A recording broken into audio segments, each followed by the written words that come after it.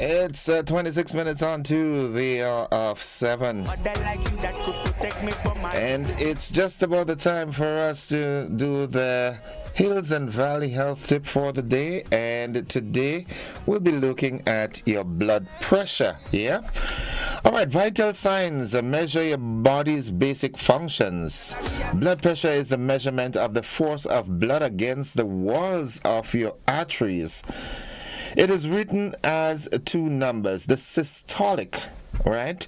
The systolic pressure is the first number. It means the pressure in your arteries when your heart beats and pushes blood out to your body. Also, the diastolic. The diastolic pressure is the second number. That's the one on top. The systolic, no, the one below. The systolic is the one on top. All right, it's all in your blood pressure. S comes before D. Okay, I learned that medical how should I say that medical phrase. All right, recently, it's only in your blood pressure. The letter S comes before D. All right, so the systolic is the one on top, on above the line. The diastolic pressure is the second.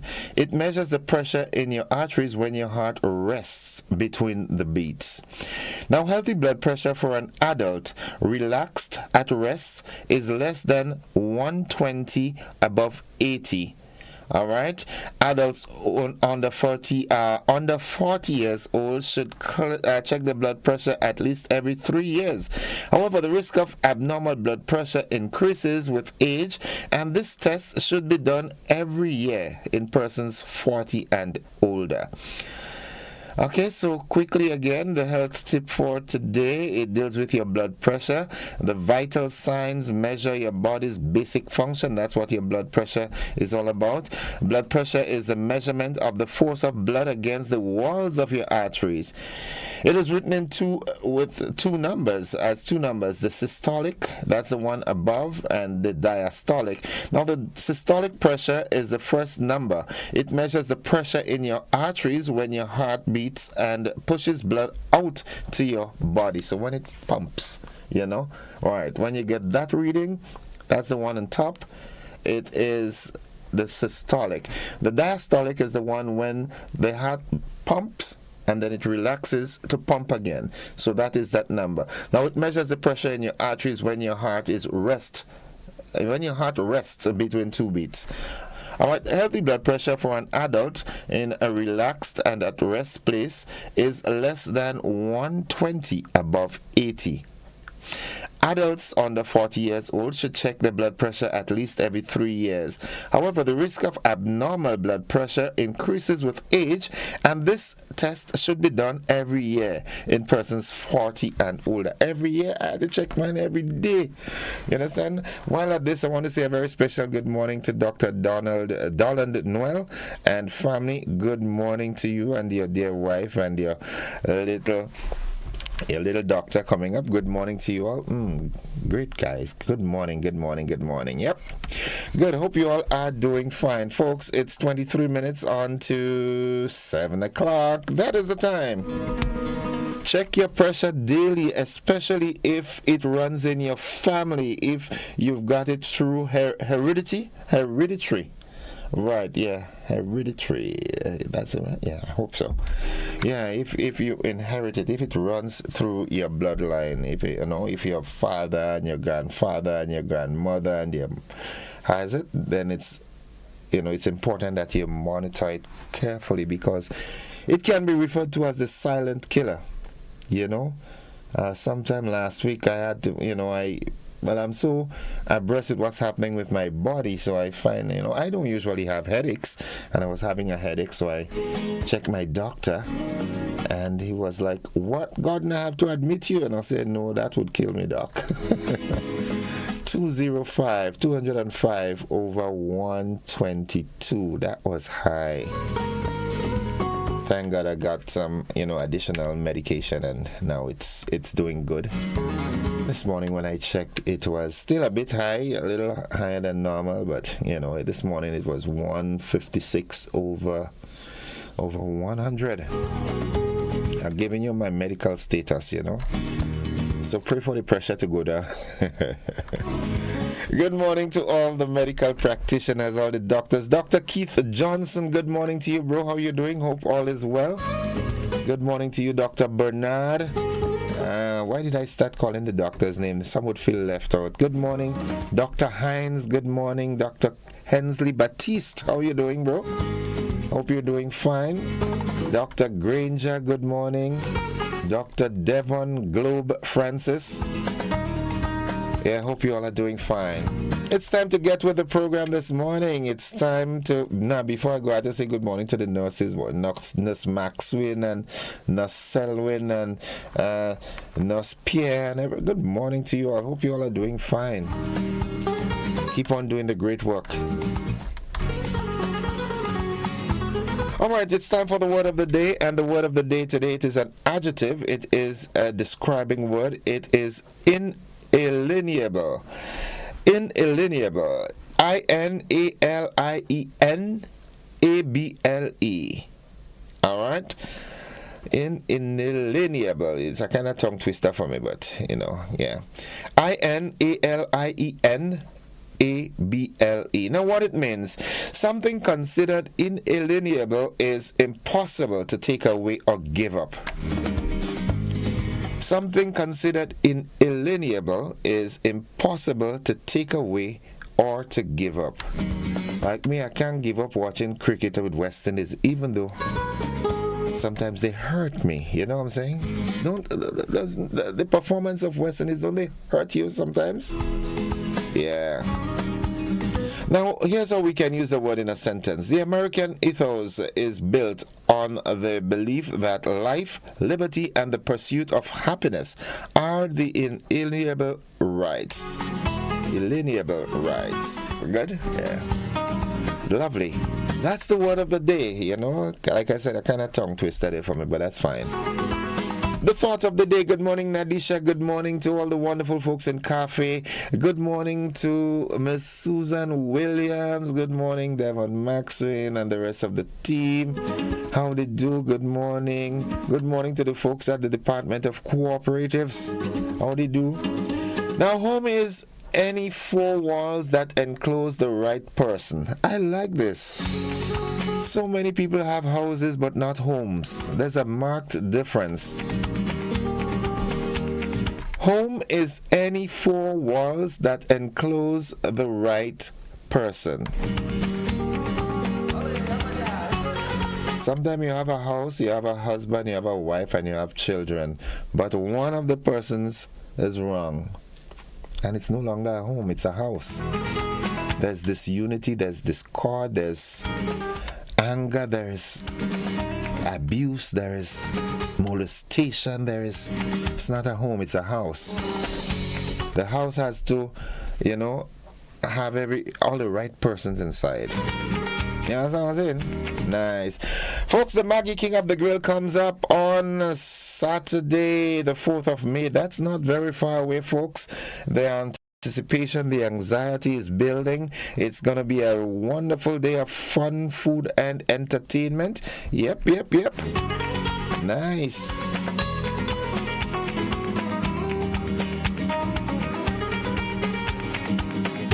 Also buzzing this morning, a 37-year-old female has been remanded to His Majesty's prison for arson. All right, you know, arson is setting fire to a property. All right, setting fire. All right, it is alleged that she burned down a house. I'll give you that more information on that in the news. Regionally, political parties lash out at Haitian Prime Minister over the counciled limbo. Yeah, you know, they have this council, this transitional council that was set up in place, and Ariel Henry promised that once that council has been formed, he will step down as Prime Minister. He served from since 2021 when Jovenel Moise was assassinated by the gang of mercenaries, unelected, but he's still giving trouble to, you know, step aside. Haiti, man, oh my goodness. Don't know what's going on. Good morning to all the Haitians on the island. Good morning, Judlan and Sylvie and Daphne and Nicholas and yeah, good morning to you. Mr. John, how are you doing, Papi? You all right? Nice. In another buzzing story that's very interesting, it's very, very humbling. The world donors, countries around the world, they've pledged $2.1 billion in aid for the war-stricken Sudan. That's the water famine. Sudan is on the brink of famine. They've got about 51 million people, and it's, And also buzzing this morning, the Sports Council extends the nomination deadline to the 17th of April. You'll get more of that in the news. Let me see who's on the Facebook page this morning, boy. Who's there?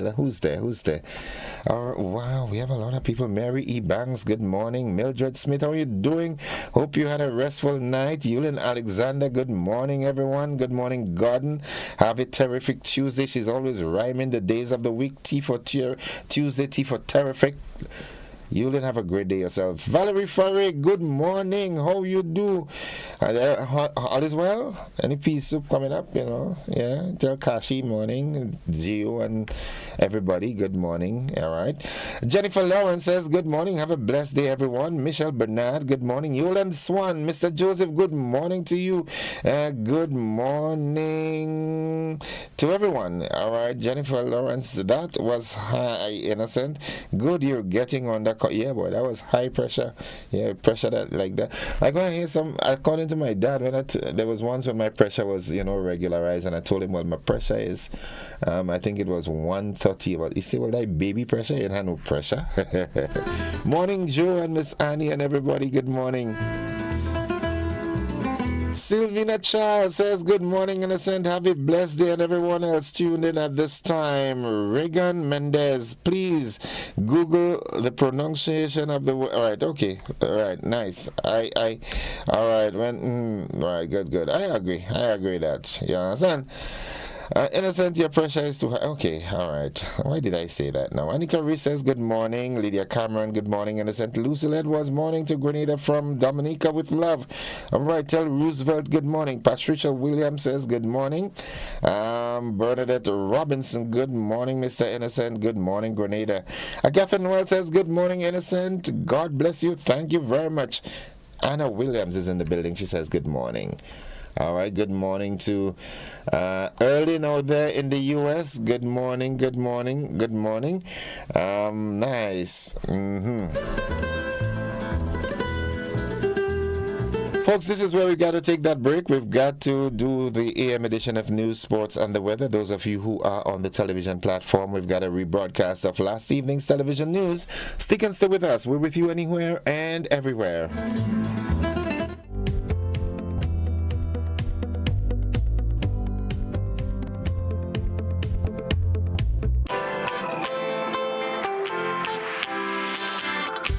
When you need someone to help you to your feet, I'll be that beacon to your highest peak.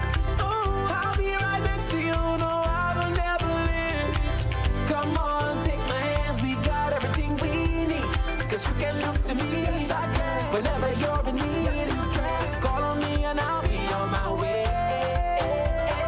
I'll be by your side, never to divide. The light that shines our way. Wherever you run, we'll make your dreams come true. Next time, thanks to you. Nexa Credit Union, with you wherever your road leads. Good evening. This is GBN's News at 7. In a moment of relief and jubilation for congregants at the Holy Family Catholic Church in River Sally, St. Patrick, Father Gerard Paul announced the lifting of his suspension upon his compliance with the terms of a recent mediation agreement reached on April the 13th at the conclusion of Sunday Mass. Nisha Peters reports. While this commitment is honored, the suspension of Father Gerard Paul would be put in abeyance. This big legal word will just simply mean that the suspension is suspended. The congregation's spirit was lifted as Father Paul delivered the news at the conclusion of Sunday Mass, sparking waves of joy and gratitude among parishioners.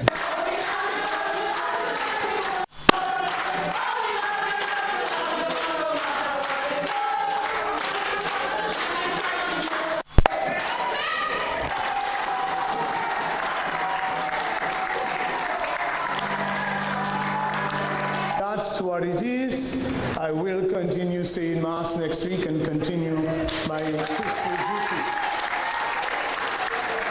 The news came as a source of comfort and reassurance for parishioners who have stood by Father Paul throughout the ordeal. Father Gerard Paul, a respected figure within the community, had faced a period of uncertainty following his suspension. We're going to lift up our priest, Father Gerard Paul. We're going to put him in the hands of the Blessed Mother this morning, where she will intercede for him in front of Jesus, her Son. Father not going anywhere. He have to stay here with us.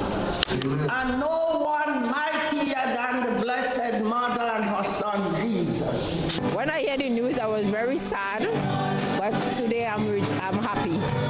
Just have to continue working together, hand in hand.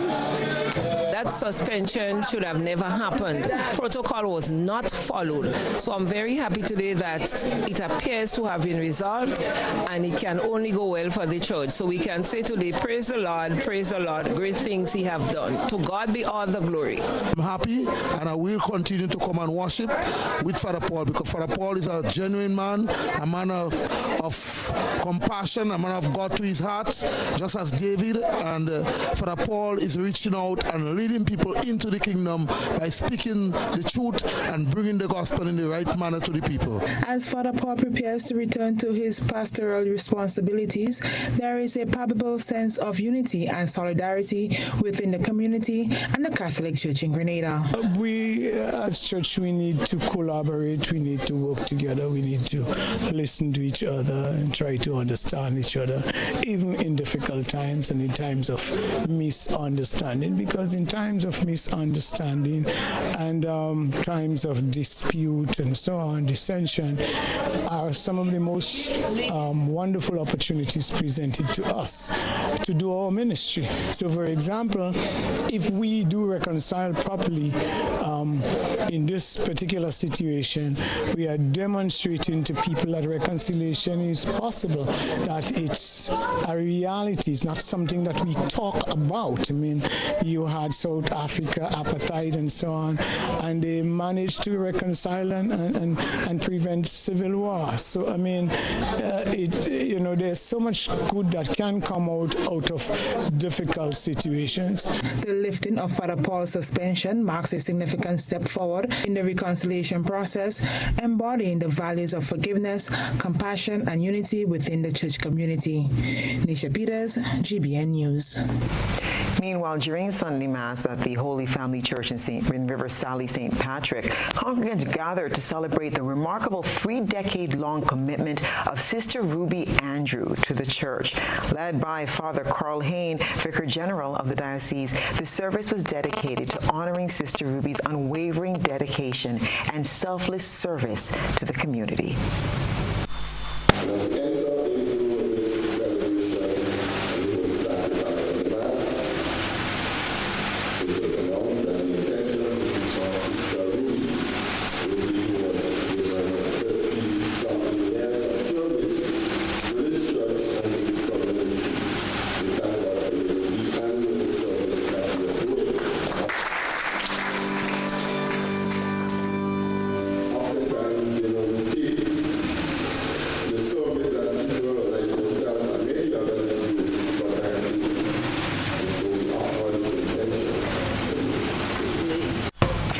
Father Gerard Paul echoed Father Hain's sentiments, describing Sister Ruby as a beacon of kindness and compassion whose demeanor endeared her to all who had the privilege of knowing her. Her dedication earned her the respect and admiration of both parishioners and clergy alike.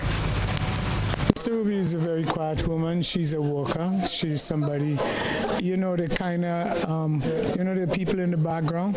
They are show people. Everybody knows them. They're loud. Ruby's not that kind of person. She's very quiet, very much in the background. And she has worked here over 30 years, and just did the same thing and did more and more and more and more. She's a very good spirit, a very soothing, humble spirit in the community. I haven't heard anybody spoke a bad word about Ruby. The tribute served as a poignant reminder of the profound impact that individuals like Sister Ruby have in shaping the spirit and ethos of the church community. Despite her humility, Sister Ruby expressed happiness in being able to render her service to her community.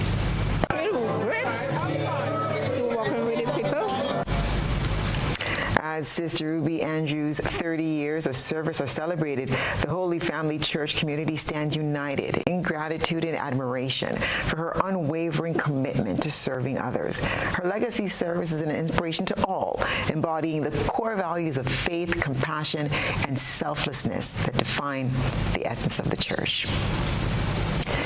Slain Prime Minister Maurice Bishop and his fallen colleagues will be remembered in a unique way. Sculpted busts are what government has in mind to create in time for National Heroes Day. Christina John has this report. Prime Minister Deacon Mitchell said government will be working along with a Cuban foundation for a sculptured bust of former Prime Minister Maurice Bishop and others who were killed on October 19, 1983. This was disclosed during a news conference on Sunday at the Maurice Bishop International Airport following a 3-day official visit to Cuba. Prime Minister Mitchell said they had the opportunity to meet with the son of a sculptor who operates a foundation and a company that has significant experience and expertise in the creation of busts. And so we anticipate that before October 19th, 2024, that we'll have a bust of Maurice Bishop together with the 18 colleagues who fell.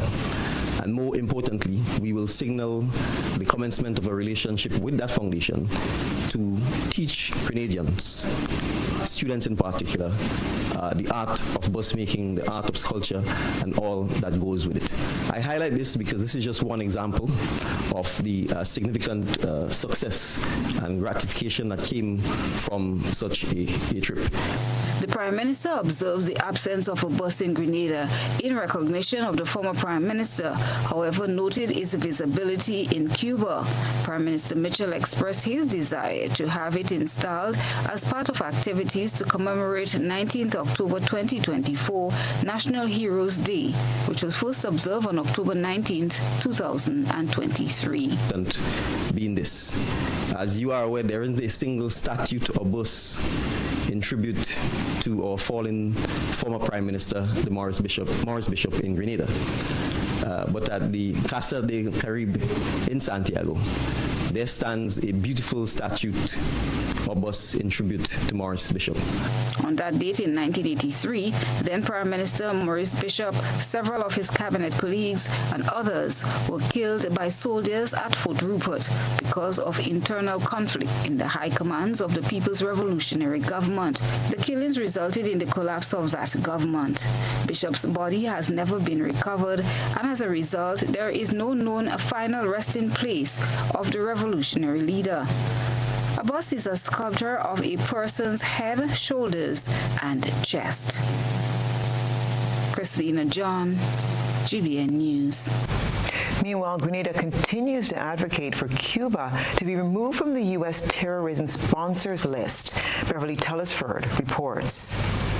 Prime Minister Deacon Mitchell is urging the United States to remove Cuba from its list of nations designated as terrorism sponsors and to end the economic blockade imposed on the Spanish-speaking country. Addressing reporters at the Maurice Bishop International Airport upon his return from an official visit to Cuba on Sunday, Prime Minister Mitchell emphasized the unjust nature of Cuba enduring 60 years under economic siege. Re-emphasize that the people of Cuba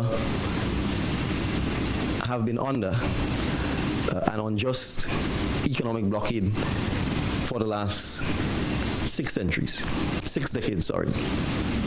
The Prime Minister explained how, despite the hardship of being embargoed, Cuba remained resilient in its engagements with countries like Grenada, extending assistance beyond its borders. And despite that, they have not closed themselves off from the world. They have not only looked internally, but they continue to share, they continue to help. We experienced this during COVID-19. There are significant Cuban collaborators in Grenada still working and supporting the people of Grenada. And so we owe it to the Cuban people to stand in solidarity with them and to continue to call for the removal of the economic blockade against the people of Cuba and the removal of Cuba from list of countries that sponsor terrorism. He emphasized the detrimental impact of the blockade, preventing millions from experiencing Cuba's cultural richness and learning from its valuable insights. By continuing to do so, the United States is preventing millions of ordinary men and women from around the world in visiting and experiencing the wonder that is Cuba, because Cuba certainly has a lot to teach the world, a lot to share with the world. And the continued blockade, the continued wrongful listing of Cuba as a state that sponsors terrorism is actually preventing Cuba from giving more of itself to the world. Prime Minister Mitchell was accompanied by a delegation which included Ministers Joseph Handel, David Andrew, Lennox Andrews, and Philip Telesford. Reporting for GBN News, Beverly Telesford. Minister Deacon Mitchell will be attending the 9th Our Ocean Conference scheduled to take place from April 16th to 17th, 2024 in Athens, Greece. The 2024 conference is a milestone event that seeks to mobilize and engage all major stakeholders for the benefit of present and future generations. It will address critical issues concerning the protection of the seas and the oceans. Participants will put forward innovative ideas seeking to address the common challenges facing the world.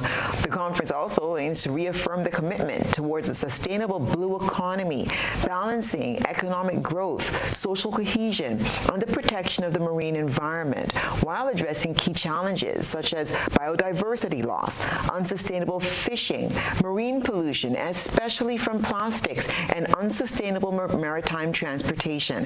Prime Minister Mitchell is scheduled to return to Grenada on Thursday, April 18th, 2024.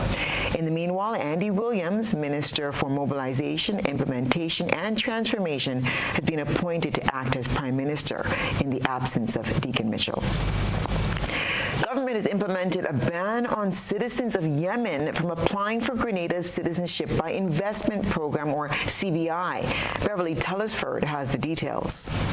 Yemen now joins a list of 7 countries whose nationals are ineligible to apply for citizenship through this program, which allows foreign investors to contribute significantly to the socio-economic advancement of Grenada in exchange for citizenship.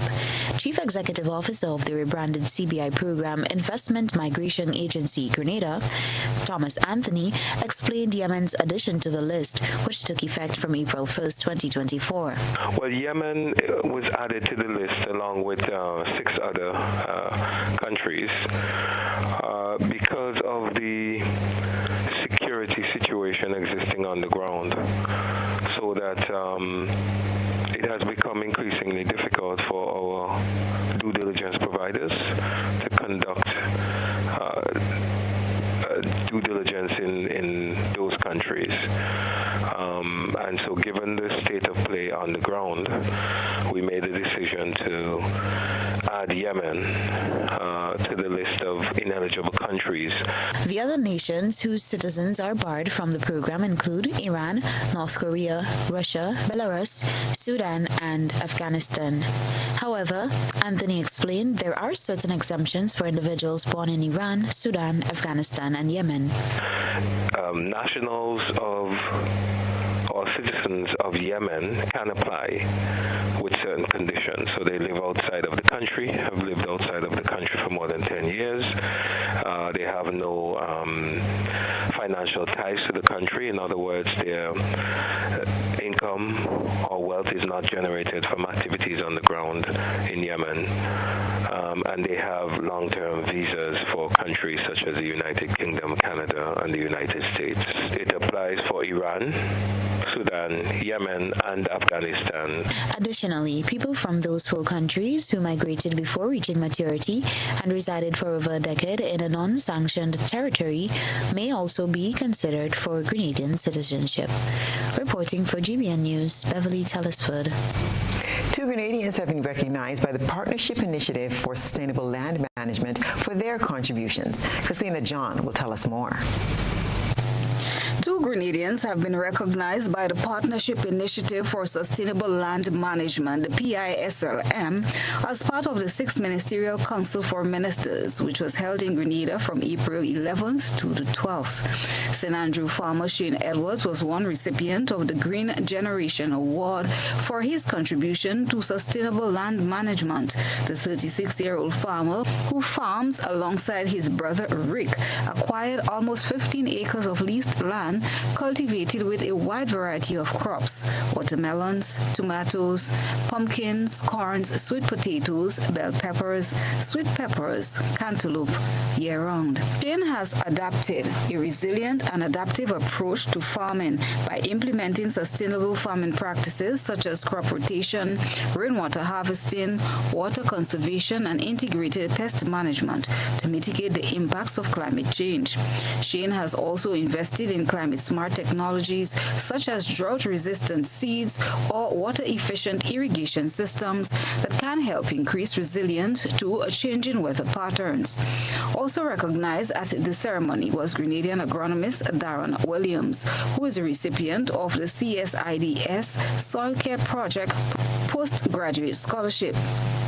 Darren will commence studies at the University of the West Indies, St. Augustine, in September of 2024 in an area related to sustainable soil management and soil health.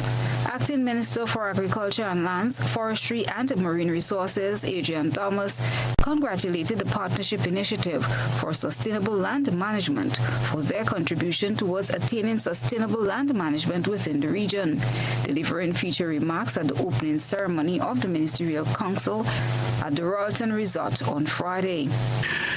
The Partnership Initiative for Sustainable Land Management has served the countries of our region well for the past 20 years.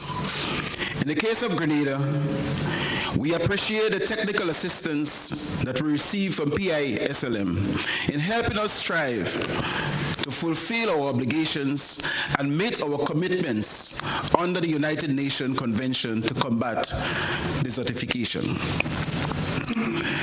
as well as the Barbados Program of Action. We are grateful for the work of PISLM in facilitating regional dialogue, learning, and capacity building on land and soil issues. Brothers and sisters, the government of Grenada is pleased to be collaborating with PISLM to implement major projects such as the CSIDS Soil Care Phase 1 project, which aim to avoid, reduce, and reverse land and soil degradation, and to promote sustainable land management, sustainable soil management, integrated water resource management, integrated landscape management, and drought resilience. The government of Grenada looks forward to greater and more productive collaboration with the PISLM in the months and years ahead. PISLM's mission is to harmonize policies, provide innovative solutions and capacity building in collaboration with CSIDS, and meet their obligations on sustainable land management, SLM, and soil health. Christina John, GBN News. And here's a perfect example of why motorists need to exercise due care and attention on the nation's roads. It's time for your GBN ISAW. Journalists caught the aftermath of an accident in Mungay, St. George on Sunday morning. A red van is seen on its side with extensive damage to its front and side.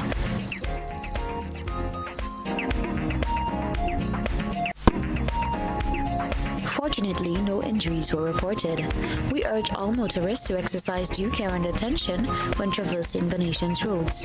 We thank our citizen journalists for that submission. Send us your photo and video submissions via WhatsApp at 405-3052 or our other social media platforms.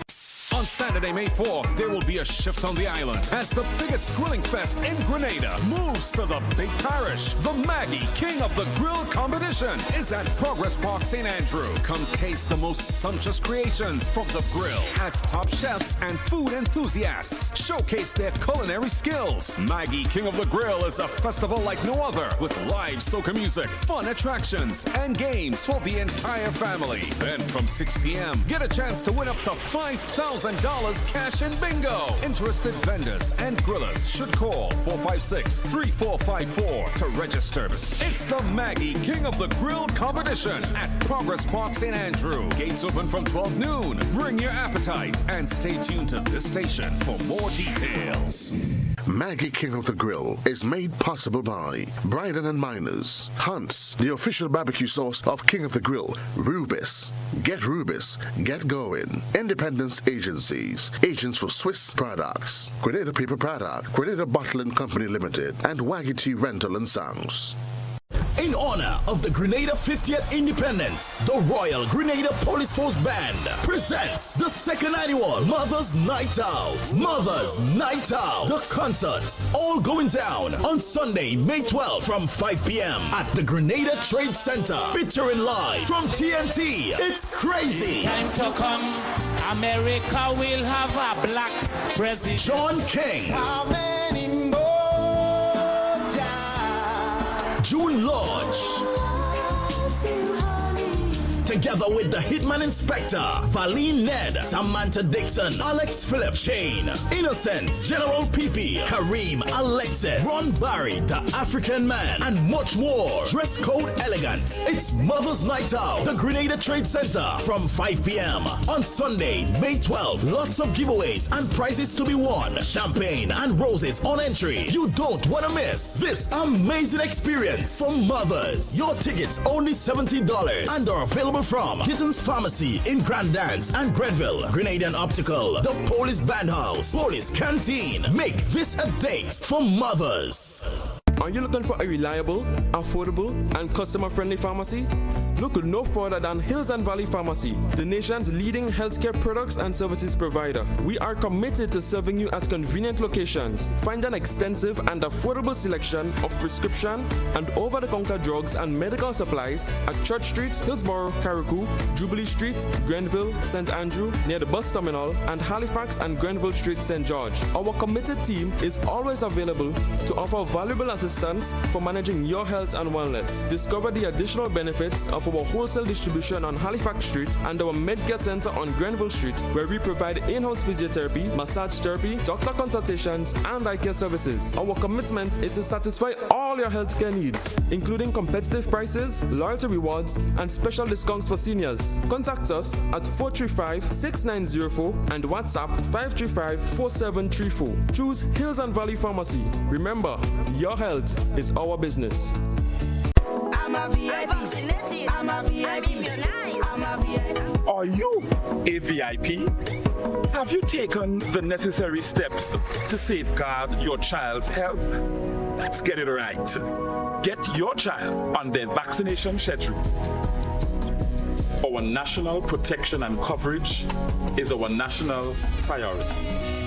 Our actions will impact Grenada's health and wellness.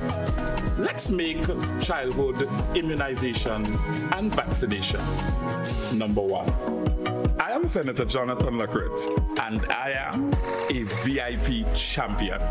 Let's make all our children VIPs, vaccinated, immunized, and protected. Let's all be VIP champions. A message from the Ministry of Health, Wellness, and Religious Affairs. Be a VIP childhood vaccination and immunization campaign in collaboration with UNICEF and the Pan American Health Organization. Served Grenada for decades. We are the #1 and largest electrical supplier. Hi, welcome to Sunny Electrical. How may I help? We offer electrical wire and accessories, tools, and appliances for all residential, commercial, and industrial applications, which is what we are known for. And we expanded our products with new innovative ways to modernize your home. New homeowners will be captivated in our lighting showrooms. Some more pendant lights here. These are very multifunctional because they can work for kitchens, living rooms, bedrooms. We have a wide selection of lighting, ranging from indoor to outdoor and solar. We are also available for site visit services to assist you with selecting the perfect light for your forever home. We are located at Dusty Highway in Grand Anse, St. George. Sudden Electrical. Best value, expert advice, quality products. We hope to see you soon.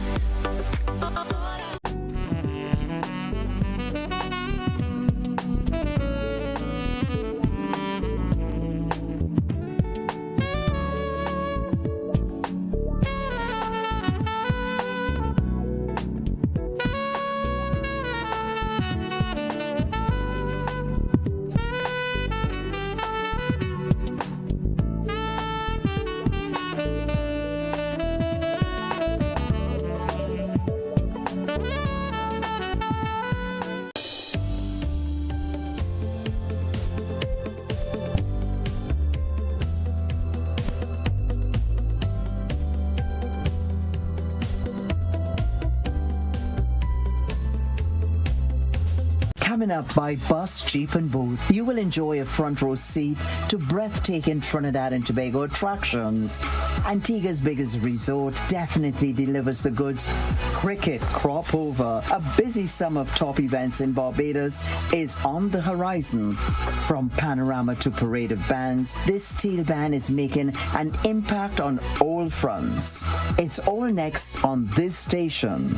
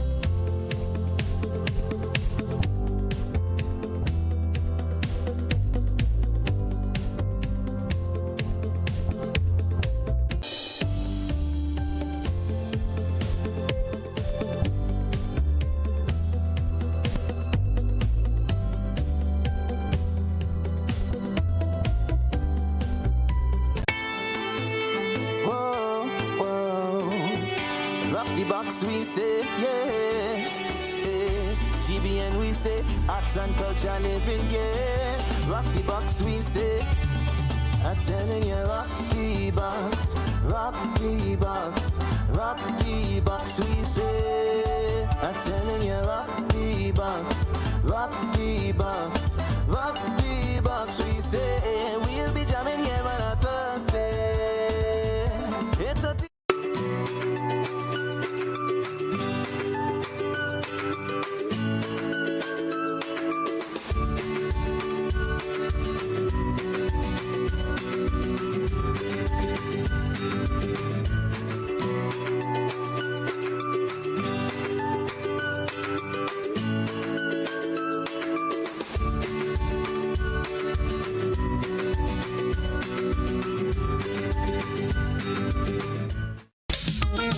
You mentioned the wing high, then you have things like man, you must come back, you know. We have the low power there. It is kind of like the same man, and it's just different name for the same kind of thing. And last but not least, I just want to say to all the men who saw me, call me, and ask for a piece of cake. I'm baking this weekend. Join us Fridays at 8 on GBN Television, K105 FM, GBN's Facebook page and YouTube channel for We Culture.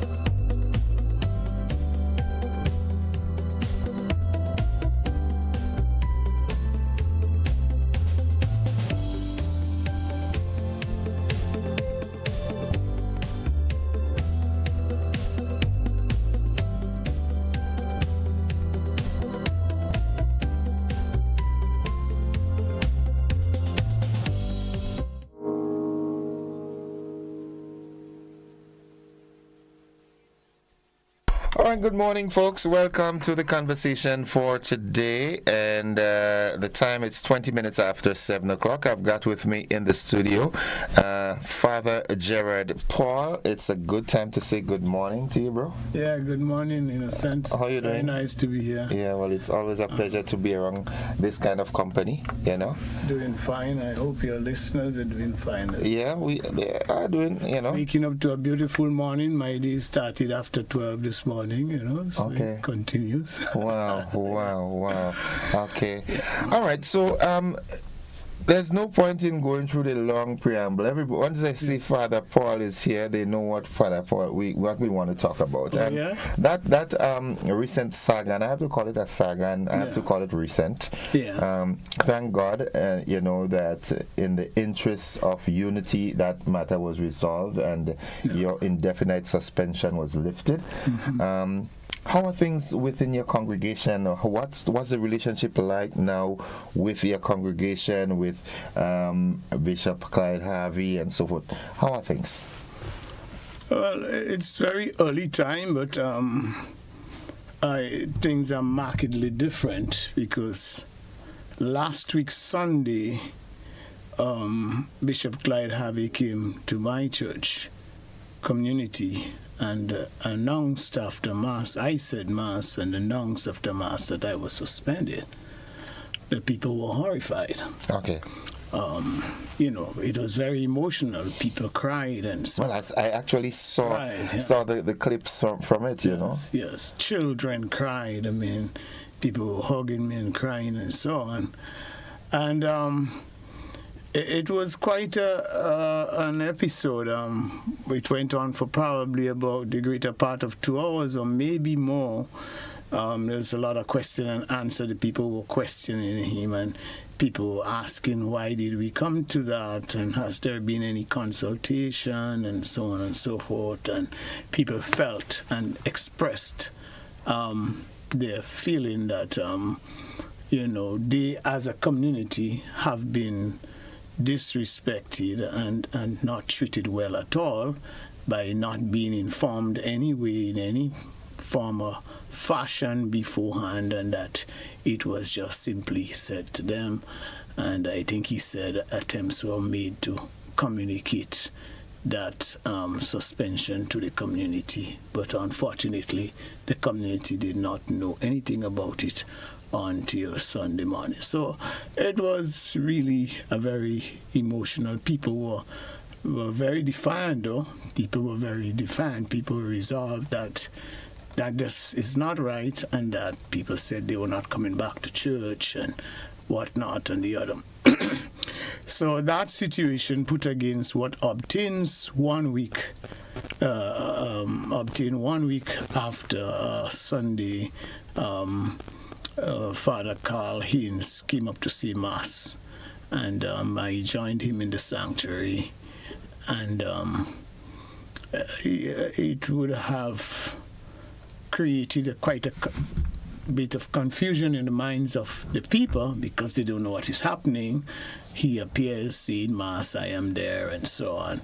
And after Mass, I explained that the suspension, you know, had been suspended. So there was quite a contrary reaction, of course, as compared to the previous 1 Sunday. week. Yeah. But let me ask you this: were you aware that suspension was coming, or was it dropped on you like a bomb from one of the Iranian drones?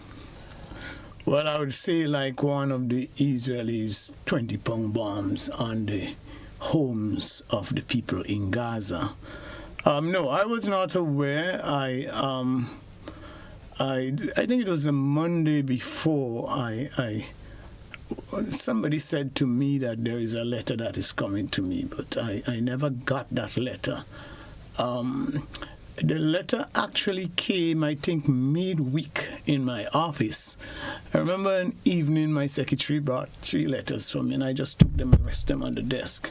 And I never opened them. I was in office up to Saturday, and, my life is an extremely hectic one. So sometimes things like that get slipped by.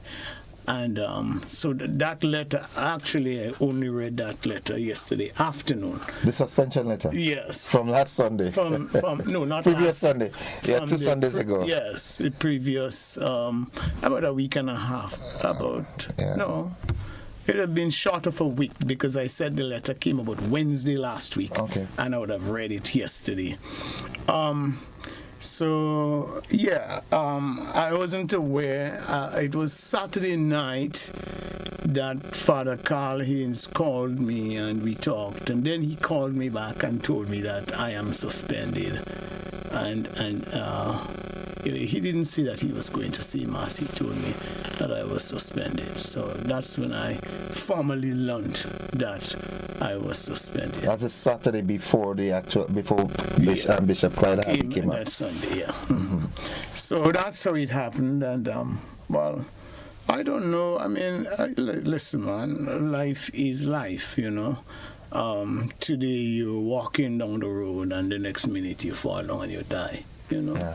So I'm not in the habit of letting anything surprise me in this life today. Nothing can't. Yes, there's been a little surprise, but not anything. Not anything to bother me at all. So, do you, in your opinion, now doing a post-mortem of the entire saga, or fracas, if you want to call it that, what exactly caused that suspension? I am of the opinion that it was, some comments that you made on the war that's going on. Well, some folks call it war, some call it genocide that's happening with the Palestinians and the Israelis. What exactly caused that?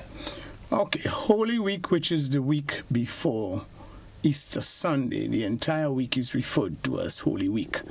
The Sunday is Palm Sunday, also referred to as Passion Sunday, and that's when we walk with palms and we have procession in the streets and so on. That's the beginning of Holy Week. Holy Week goes all the way to the resurrection, Easter Sunday, glorious Saturday night.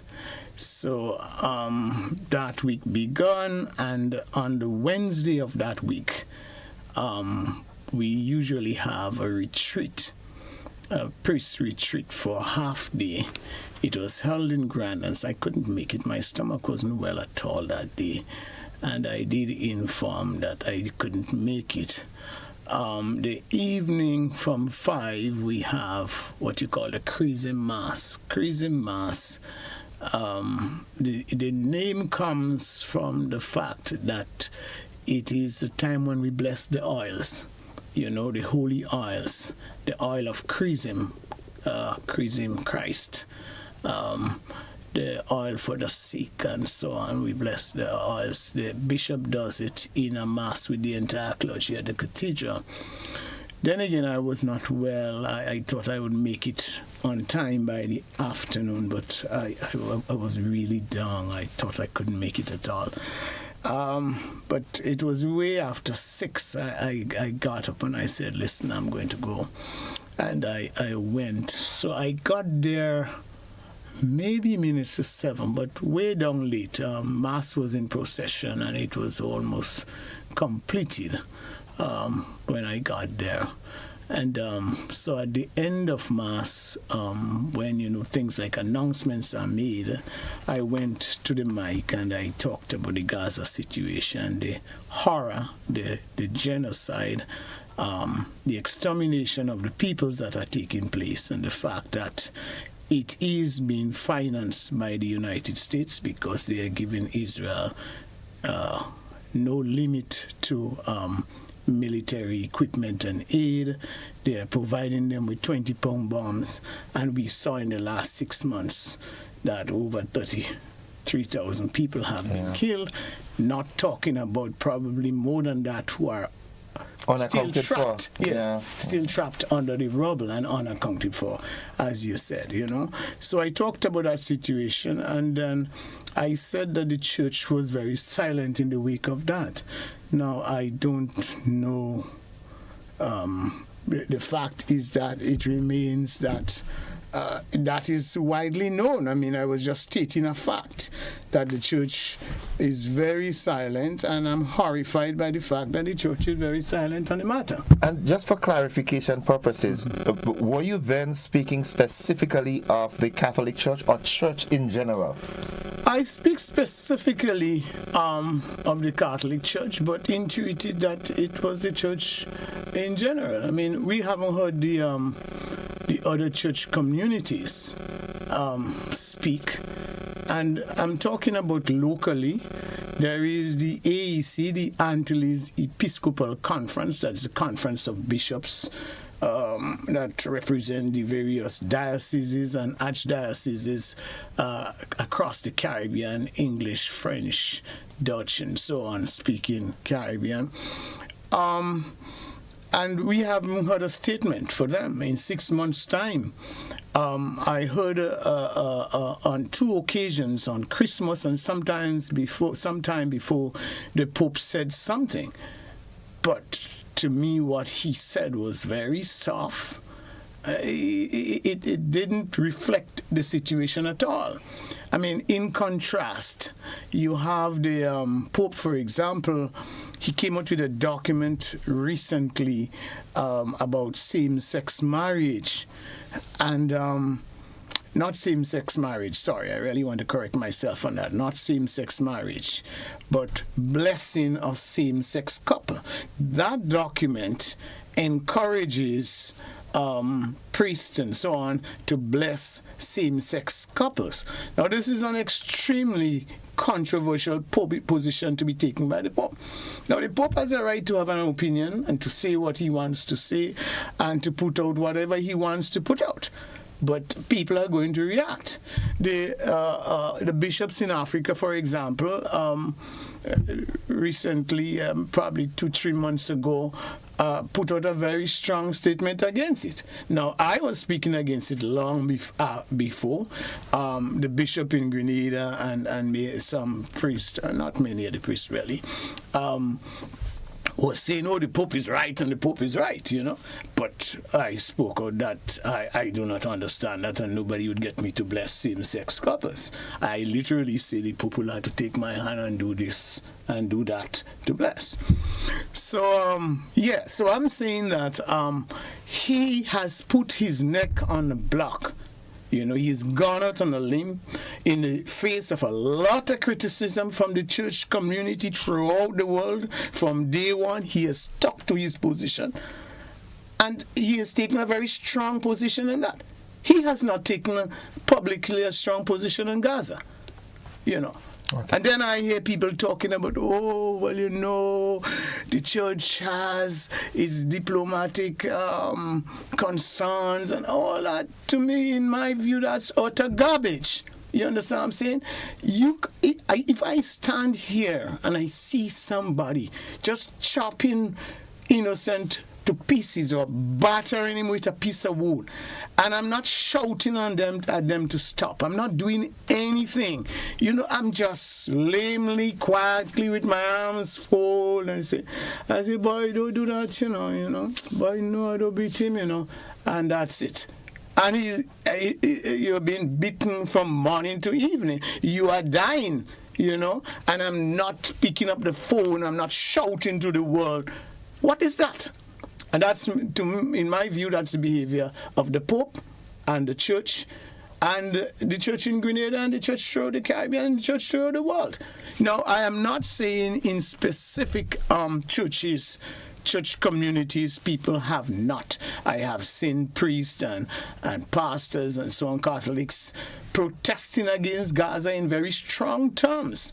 But what I'm trying to say, there is not an overwhelming movement within the church that is protesting. In my church, from day one to now, there has not been one Sunday when we didn't pray for Gaza, when I did not raise the Gaza situation. You understand? I do not see that in Grenada, in other church communities. I have not heard of that throughout the Caribbean. As a matter of fact, one of the points I raised in January, I was in Antigua, I was in London, and I was in Dubai.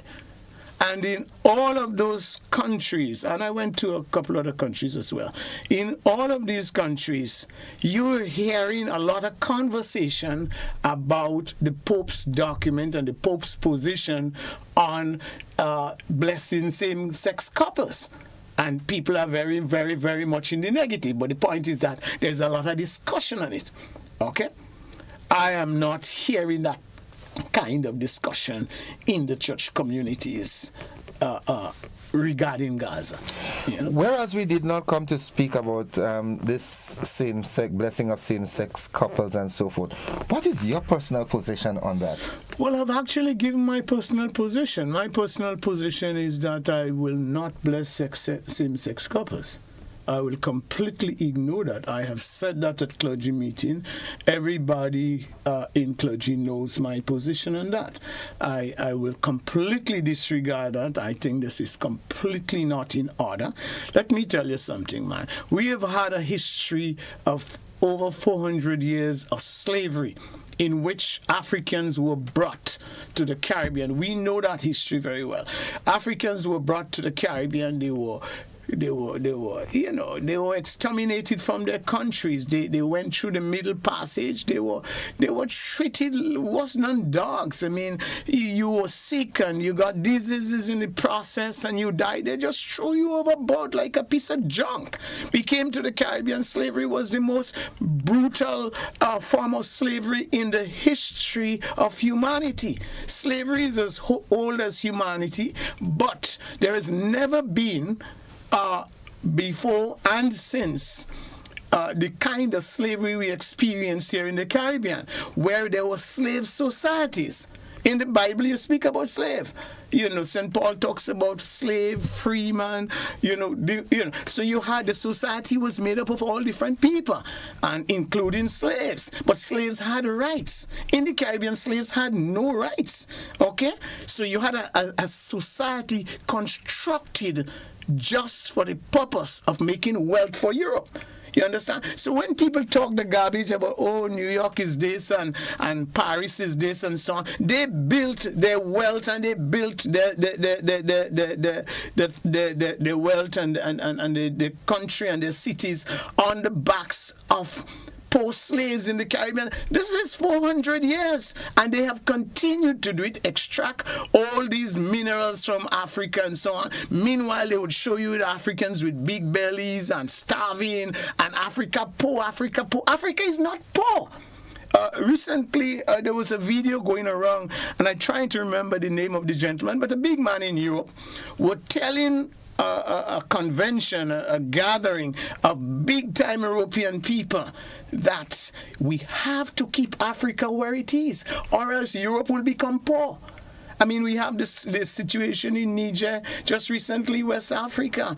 They're extracting the uranium, the stuff for uranium from that, and the poor people digging the rivers and the people are utterly poor. Meanwhile, France is getting its energy from that, from the backs and the slavery, modern day slavery of the poor people in Niger, and until they have revolted. So this thing continues. But the point I'm really trying to make is that West African family is the strongest family.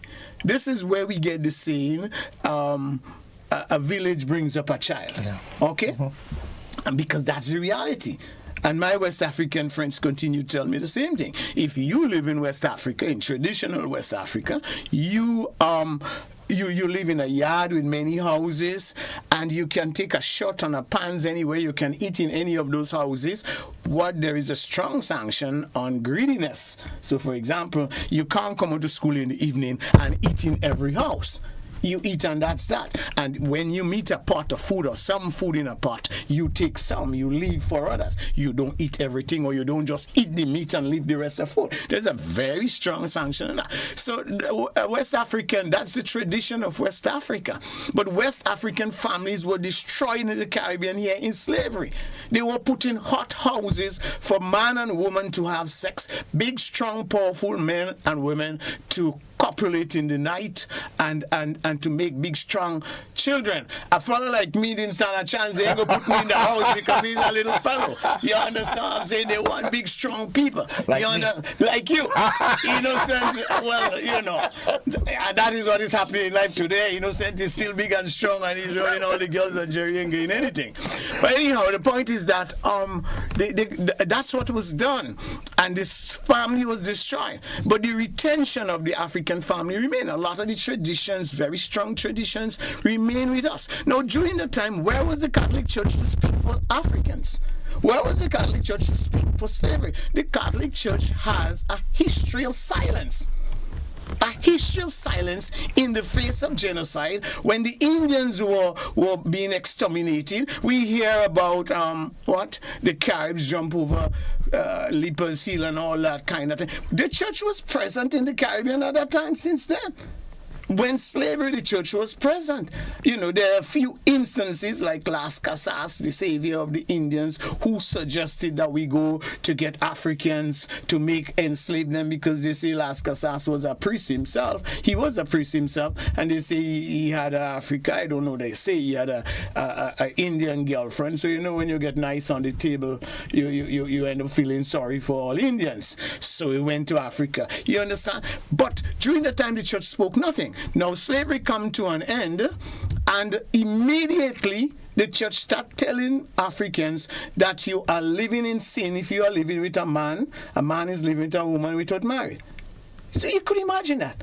For 400 plus years in slavery, there wasn't marriage, very little marriage. A slave hadn't got a right to marry and all things like that, wasn't encouraged to marry. And that was all right. You were putting them in hot houses, and all of a sudden, slavery is ended, and you're telling them they're living in sin. And that has come down through our age.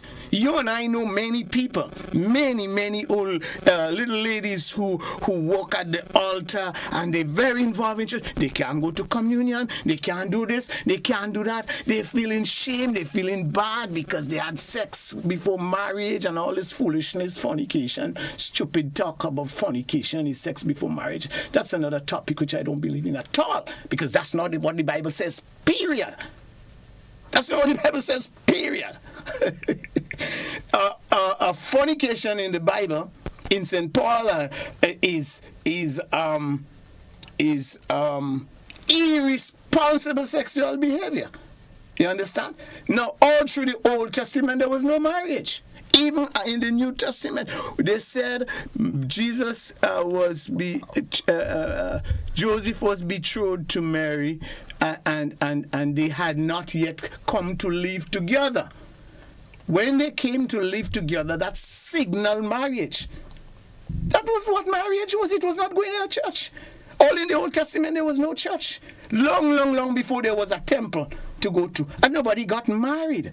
And nobody was living in sin. So how come today, if you have sex before you go inside the church? You understand? And say I do. And the church itself says that marriage is a union of hearts. So a union of hearts takes place outside of the church. It doesn't take place in the building of the church.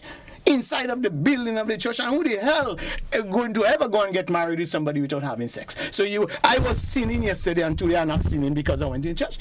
All of this garbage. Total garbage. Wow. Wow. I mean, we can go on and on and that. You understand? But they tell you that you're living in sin. You understand? So the church never defended the poor. There were odd occasions when the church did that. But the church is really part of the status quo. And it will keep on defending the status quo. That has happened throughout history, and it is happening today. The church defends the status quo. You understand? So when a stupid fella like Jerry says something, oh boy, this man mad, boy, this man this man disrespectful, this man don't obey, and this man disrespectful to authorities and all that kind of thing. And all I do is that I speak the truth. Challenge me on the truth. You won't challenge me on the truth, but you blackmail me and you put me in a barrel and you roll me down. You roll me down. One of my Facebook contributors is saying another suspension is coming. Do you foresee that? It doesn't matter to me. Based on the agreement that you all came to that saw the indefinite suspension lifted, do you, the terms of that lifting of the suspension, are you in any way violating it now? Well, there is a clause in the agreement that none of us should say anything that is apt to. You're right. Yeah. That is contrary to the suspension, that will be inflammatory to the Catholic community. Now, I don't know what is your opinion, but I have spoken here for the last maybe 10, 15 minutes. Have I said anything that is contrary to the suspension, that inflames the situation? I am talking about Gaza.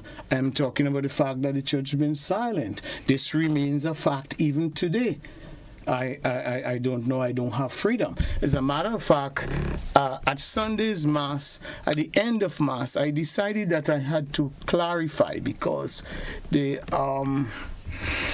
little committee that was involved in the mediation between the bishop and I, they had put out a press release, and the press release did not include the fact that that the suspension has been suspended.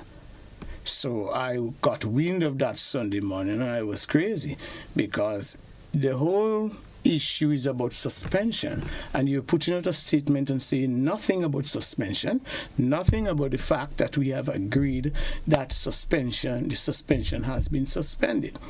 So I spoke to the committee chairperson, so to speak, and by Sunday evening it was press release was corrected. Now I said that in church. Now if saying that in church is a violation of the suspension, I don't know how. Somebody must tell me how. Okay? Then I said we must learn lessons from this episode, that people must not be high-handed, authorities, and so I emphasize that, and I emphasize me and all of us. Parents must not be high-handed. Parents must not tell children, and I use those examples. I say to do this, so you must do it. Now, far less when it comes to adults. That must never happen. And I said the fact. Do as I say, not as I do. That's the point. I said that what we have learned, one of the lessons I draw from this experience is that we must never fail to talk. We must talk to our enemies. We must talk to people who despise us. And this is quite Christian. As a matter of fact, Isaiah, which chapter I don't remember now, Isaiah says, "Come, let us reason. Though your sins be as scarlet, they shall be white as snow." As though they be as red as crimson, they shall be white as wool. So God wants to reason with us. God reasons with us. The very manner in which Jesus operated when he was on the face of the earth was reason all the time. There is one place in St. Luke's Gospel when Jesus was preaching about his body. He gave them the bread and he said, "This is my body," and he gave them the wine and he said, "This is my blood." The people said, "This is intolerable language. We can't take that." They walked away. He turned to his disciples and he said to them, "Do you want to walk away too? If you want to walk away, that's your business." This is the Lord, Jesus Christ. He didn't say, "Well, I say you have to stay with me, so you have to stay with me." You understand? Give them the freedom of choice. No, yes. So come let us reason. Come let us talk, So that's what I said. Now, if that's wrong, now a statement, I understand, the committee has major persons on the committee have withdrawn themselves, saying that one member of one of the parties, in other words, between Clyde and myself, one of the parties have gone on to speak and, in other words, violated the clause that say that we should not say anything that inflames things. Now, if that was inflammatory, I don't understand. All my speaking brought a lot of understanding in a state of confusion, because the committee was prepared to write a statement, in fact wrote a statement that said nothing about the suspension of the suspension. If you understand what I'm saying. I was suspended, and that's what we met about Saturday evening for the greater part of 4 hours. We agreed that the suspension will be suspended or has been suspended. And you put out a press statement that doesn't say anything about that. About the suspension of the suspension. That's the point. Okay. So if in explaining that I am wrong, well, let it be. Here's the statement that was put out by Terence P. Smith, mediator. A meeting took place today, Saturday, 13th April 2024, involving Bishop Clyde Martin Harvey and Father Gerard Paul about Holy Family Catholic Church, Riverside St. Patrick, in the presence of two mediators, Terence Smith and Shireen Wilkinson, with Dr. Francis Alexis Casey as witness. Now, an agreement was reached to promote harmony in the Catholic Church in Grenada. The matter of the conduct of Holy Mass at Holy Family Catholic Church tomorrow, Sunday, April 14th, 2024, was resolved. Father Carl Haynes, Vicar General of the Diocese, will preside at Holy Mass, and Father Gerard Paul may be in the sanctuary. Going forward, neither Bishop Harvey nor Father Gerard Paul will make any public statement apt to not be in best interest of the Catholic Church. It was agreed that the mediation will continue in 2 weeks' time. Mm-hmm. In your opinion, have you violated that agreement? So I've just said it. No, I don't think what have I said? That is, give me the line about apt and so on.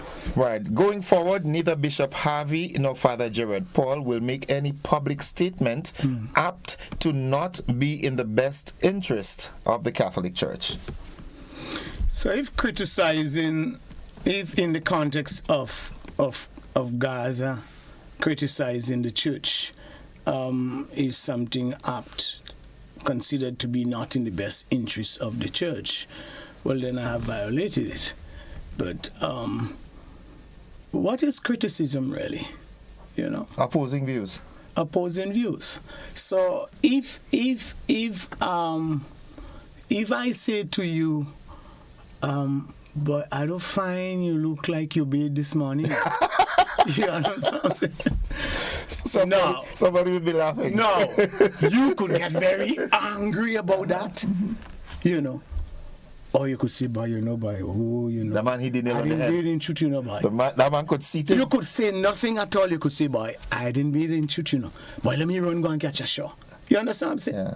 So I criticize in the church, which I am a part of. Okay, so I'm not criticizing the church as if I am standing here and the church is over there. If I'm criticizing the church for not talking about the Gaza situation, we, the Catholic people, and the church is not the bishop and the priest, because we tend to have that conception. When we think about the church, we think about the man in white. The church, as Vatican II Council, that was held in 1962 to 1965, that was the gathering of bishops throughout the world deliberating over a 3-4 year period on the necessary changes that need to be accommodated in the church. And that's when we started speaking English, because remember, I grew up speaking Latin. The Mass was said in Latin, and the priest's back was turned to the people. So his back was facing the people. And I remember singing, Kyrie eleison, Kyrie eleison. I don't know what to say. and all the responses and so on, but you saying it, but you don't know what you're saying. Okay, so that was when that change took place. But also, that was led by John 23rd, the Pope at the time, a very great Pope at the time. He says, let the windows of the church be open and let fresh breeze blow into it. And that was the breeze of change he was referring to. And the council said the church is the people of God.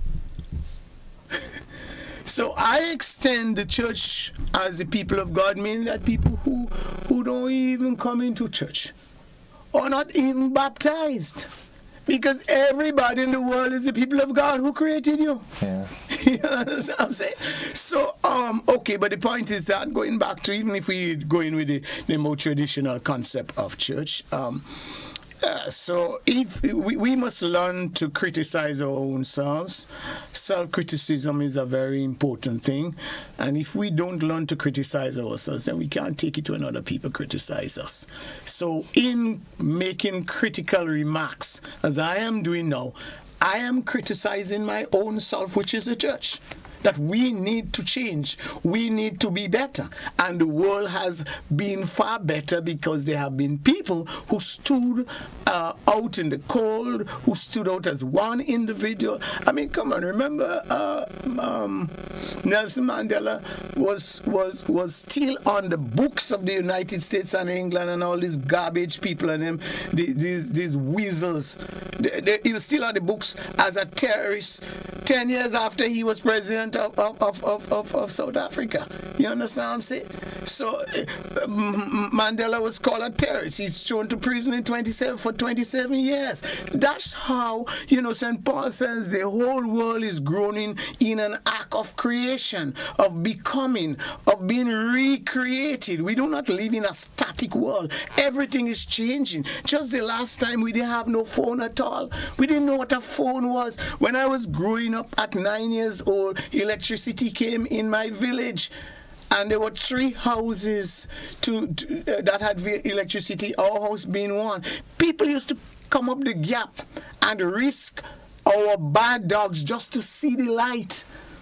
And I used to ask Mommy in the evening, Mommy, I could put on the light, please? And she would tell me, Jerry, hold on a while, please. And then when you got a little dark, she would tell me I can't put on the light. Look the transformation from there to now. In those days, there was a telegram. That's only how people used to talk to people. Yeah. And who used to talk to people? You understand? Now, when phone became popular, I was working in St. David's. A woman used to say that there is a phone on every cocoa tree in St. David's. You understand? And people have 3 and 4 and 5 phones. There are more phones in Grenada being used by Grenadians than the population. Things that transform. The church has to transform. Jesus says, if you do not change, you will die.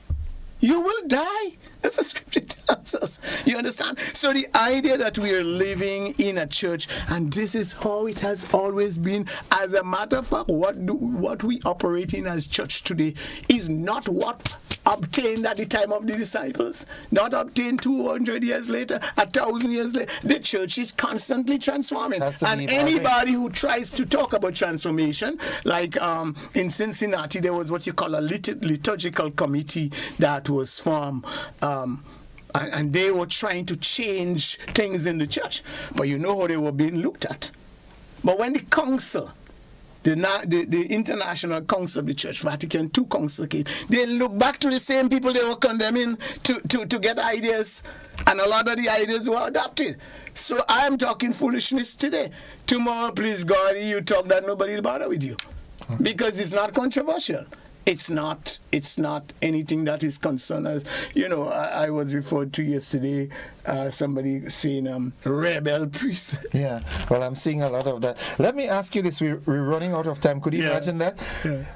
Finally, what is the relationship like between yourself and Father Bishop Clyde Harvey?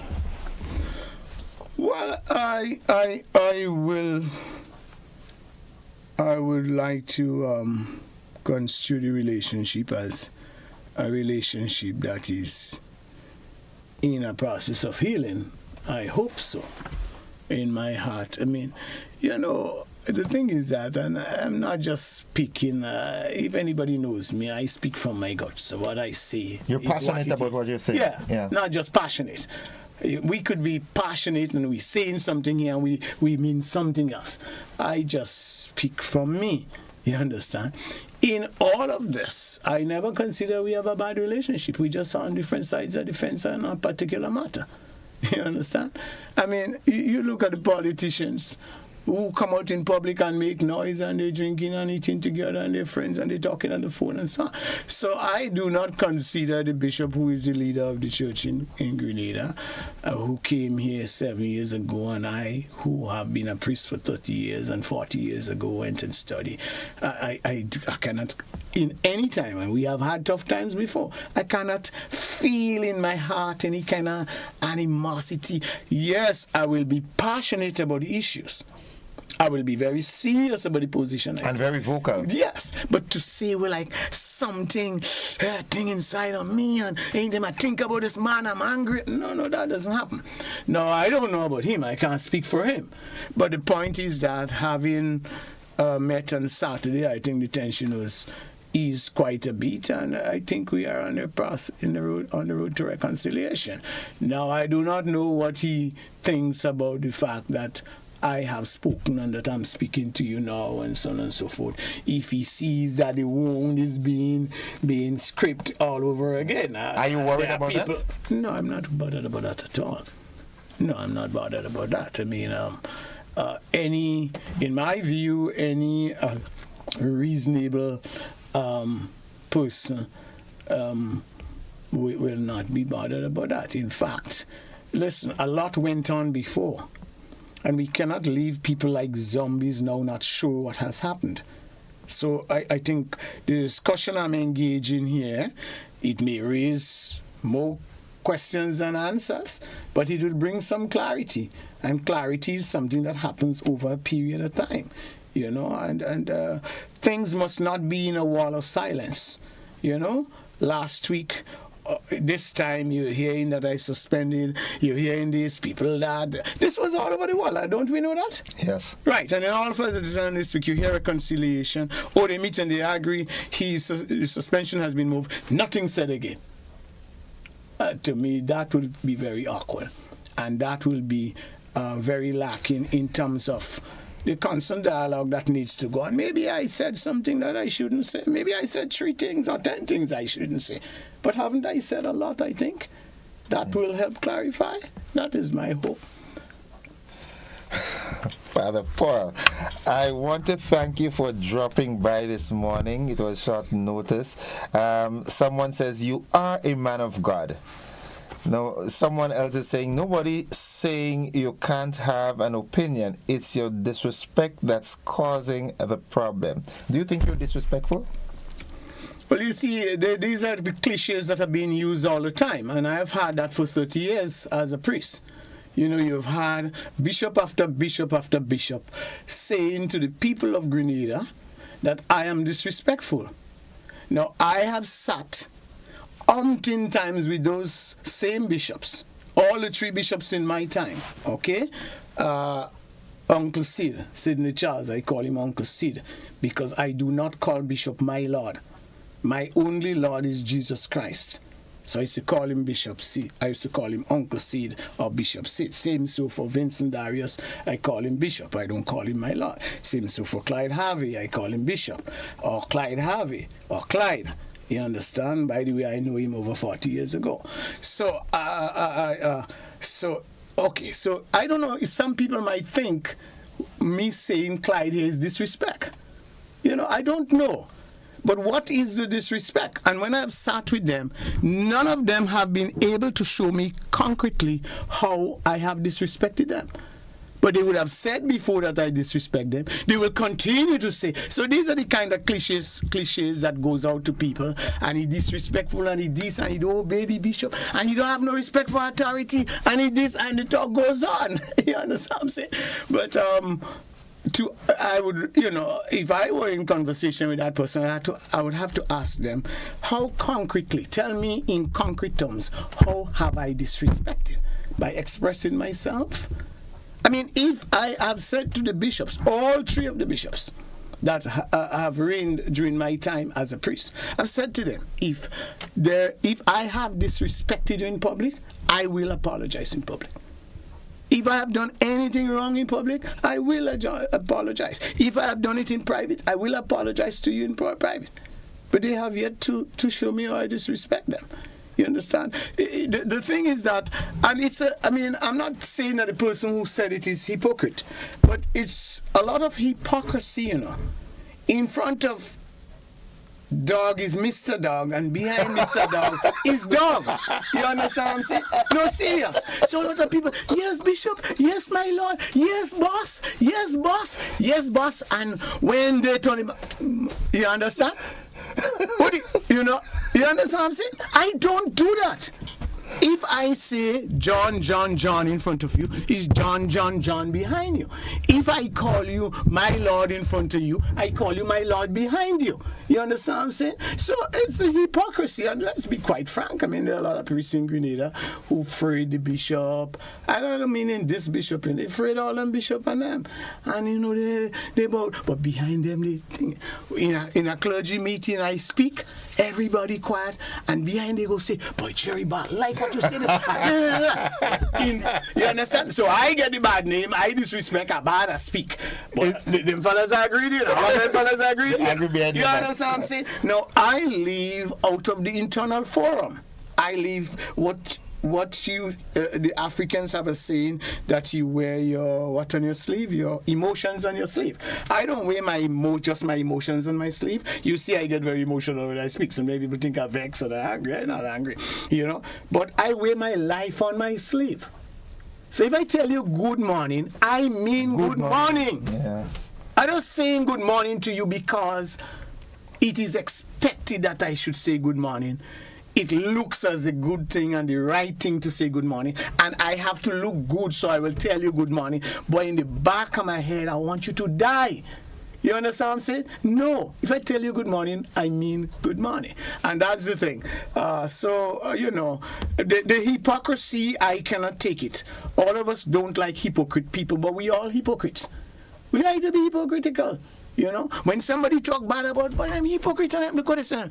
But we sit down and we talking about people just the same. So, My final question, because it's very likely I'll get a write-up this morning. I elapsed the time for the BBC News and so forth. So I know Janelle is going to give me a suspension letter, but I'll take it. And I will also suspend you. Do you think that personality trait that you have is because of the village you came from, the village of Tivoli? It is known to be a very rebellious. Rebellious might not be the right word, but a strong charactered people. So let me correct you first of all. Is it a different breed of slaves that went to Tivoli? Maybe. Let me, like they say, the Ashantis went to Jamaica. That's why the Jamaicans so feisty and so on. Let me correct you first of all. I belong to Conference. Right. Okay. Now, Conference is physically and culturally a very different village from Tivoli. Okay. And I mean that. I was born in 1962. I grew up in the 70s. In the 70s, every village had Bajans. Paradise had a group of Bajan. When shortly time, them Bajans fighting against each other. La Poterie. Conferences between La Poterie and Tivoli. Yeah. La Poterie had Bajans. Tivoli had Bajans. Conference did not have Bajans. Fellas were gambling in Tivoli and La Poterie. They didn't gamble in Conference. Conferences, when loud music was being played in the discos and the this and the that, and up to today, Conference has remained the same cultural a village. It has not changed. By the way, Tivoli is a little scrap of land, you know. Yeah. But because the noise you hear about them, you put Tivoli into Conference and you can't find Tivoli. You understand? So that's the first thing I want to make. In terms of what I think make me who I am is, of course, my parents. My mother is a very straightforward person. She will tell you as it is. you like it or you don't like it. So she always said that she'd never had plenty friends, and that I witness, So, you make friends and you make enemies just by virtue of who you are or who people think you are. I'm a very straightforward person. I'm a very simple person. If you look wherever I've worked, I worked 18 and a half years in St. David's, and the people are one. River Sally, there's been some controversy in the earlier times. People don't understand how this young man, we all one. We work together, and, there's no controversy. But people tell you in my sermons, in my preaching, and people will tell you as well, people love my preaching, and this is not a boast. All around the country, all over where I've been up the islands multiple times, and they like because I say it as it is, and not just, quoting the scripture. I go down into the nitty-gritty of life and talk, and you hear the oohs and ahs, and I'm not boasting. It's just what I try to do and what I try to be. So, and then also I must say, the position I came in the family, there were 7 of us, I'm the last. And every time I open my mouth as a child, Jerry, shut up your mouth, you're too stupid. 6 other children telling me I too stupid, shut my mouth, and mommy and daddy. You understand? So that is 8. The whole family tell me shut up my mouth. Well, this is how I catch my voice. You understand? If people keep on telling you shut your mouth, if people keep on telling you stupid, you big head, you this, you that, you the other, and you internalize it, then you become what they tell you you are. If people tell you stupid and you keep on internalizing by stupid, one day you believe you're stupid. And people tell me shut up my mouth, well then I catch my voice because I have, I never gave up. So there is a fight in me, and I make no excuse about that. There is a fight in me, and I think there should be a fight in every human being. Father Paul, I look forward to the news tomorrow. I look forward to statements coming out. I wait with bated breath to see what comes out of this. And I thank you so much for being a part of the program this morning. Very well. And if all does not go as planned, we'll have another conversation soon. Wonderful. Thanks very much. Thanks for inviting me. Janelle invited me on Sunday, and you said it was... I called you Saturday. You did? Last night. You remembered, I was talking to Jan last night when I saw the WhatsApp, and I said, but I spoke with Father Paul Saturday. All right, you remember? Yes, and we were trying to get it recorded. Right, yes. In fact, even earlier the week, that's true. So Janelle is late. Yeah, right, yes. I'm an old man now, so I don't remember too well.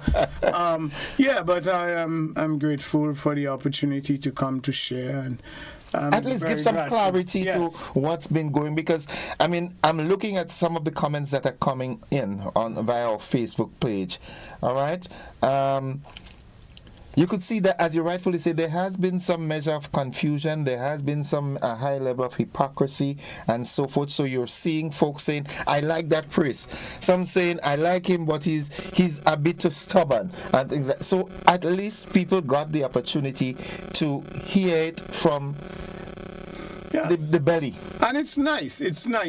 People must say what they feel. Some people like you, some people don't like you, some people feel you're stubborn. That's all right. That's just their opinion. Because in any case, they feel it in the inside. So if they say it, what is wrong? This is quite a there is unity in diversity, and as many people are on the face of the earth, there are many different points of views. My name is Jared, Don, and Jovis, Edward, Juan, Paul. All these are my names. I think my mother realized I was going to be the last child in the family. So actually, just give all the names that she had stored up. Right. Actually, a child died before me. a child died after me, and that's how I turned out to be the last. So I make the joke and say I was born to live, but I really mean it. Yeah. You know, it's God's plan, and that's how it is. Now, there has never been another Jared Donald, Jovis, Edward, One, Paul on the face of the earth. There would never be. There would never be another Innocent Bellman, you say? Innocent what again? Yeah, Joseph. Innocent Joseph. Man. There will never be. So why don't we claim our uniqueness, not with arrogance, not with muscle and no. We must be we, because and to me that's the route to heaven, as a man of the cloth, the route to heaven is not going to church. It's not going to church. Kenroy Baptiste, good morning. The route to heaven is being the best version of yourself. Okay? And that's what I'm trying to do, with a lot of faults, a lot of flaws and ugliness in me. And the ugliness will last until I die. And I think the ugliness in all of us will last until I die. But I think I'm a beautiful person as well. Yeah, you are. So it's a mix of it, and we are struggling to find ourselves in this life. And everybody else out there who has a point of view about me or about anything is struggling to find out. And the thing is that we just never know what is happening within the human person. Yeah. People don't always talk. No. Okay. All right, Father Paul, once again, thank you very much for your time this morning, and all the best, and we look forward to, future engagements. Yes, thanks to your audience. Thank you very much. Thanks to your audience. Folks, this is it, extended version. We'll be back. We've got to take a commercial break. There's no BBC. The time is gone, and we'll be back shortly.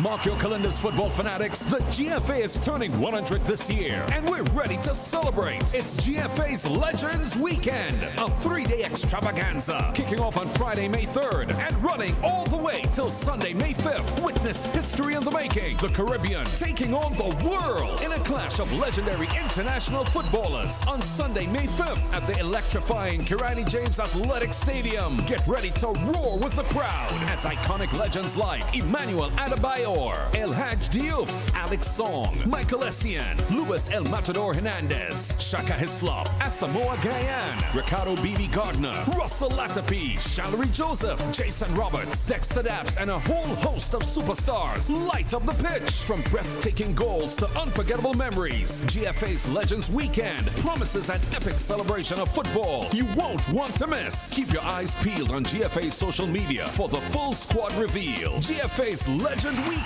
Be there.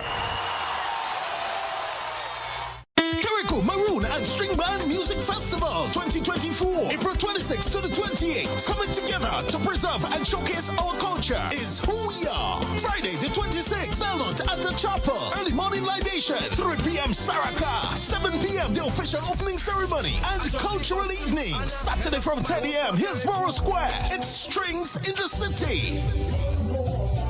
Then at 8 p.m. we move to the Botanical Gardens for Cultural Explosion with local and regional performances featuring Touch, the band.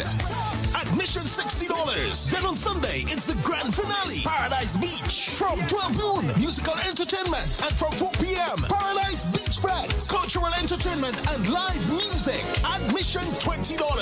Come and learn to dance the quadrille and big drum on Paradise Beach every Sunday after the launch until the festival ends. Kiriko Maroon and String Band Music Festival 2024, April 26th to the 28th. On Saturday, May 4th, there will be a shift on the island as the biggest grilling fest in Grenada moves to the big parish. The Maggie King of the Grill competition is at Progress Park, St. Andrew. Come taste the most sumptuous creations from the grill as top chefs and food enthusiasts showcase their culinary skills. Maggie King of the Grill is a festival like no other with live soca music, fun attractions, and games for the entire family. Then from 6 p.m., get a chance to win up to $5,000 $100 cash in bingo. Interested vendors and grillers should call 456-3454 to register before March 31st. It's the Maggie King of the Grill competition at Progress Park St. Andrew. Gates open from 12 noon. Bring your appetite and stay tuned to this station for more details. Keeping up with the kids' growth spurts might mean it's time for a bigger fridge. Don't worry. At Quartz, we got you. Or maybe you're ready to turn your home entertainment up a notch. That means a larger TV and soundbar. We got you. Excited about making your new home feel more like you? We've got you. Need a better mattress for more restful sleep? We've got the size and comfort that's right for you. So shop today and pay later. Whatever you need, we've got you. Quartz, bringing value home.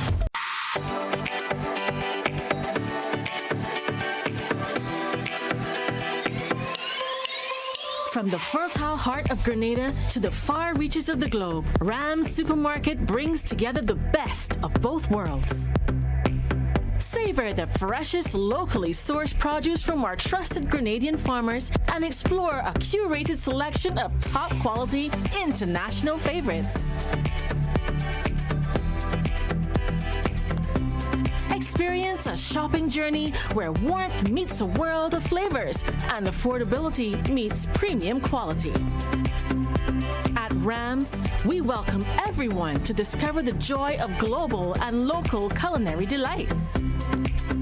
Nestled in Sugar Mill, Grand Anse, we are open all week to offer you a taste of home and beyond.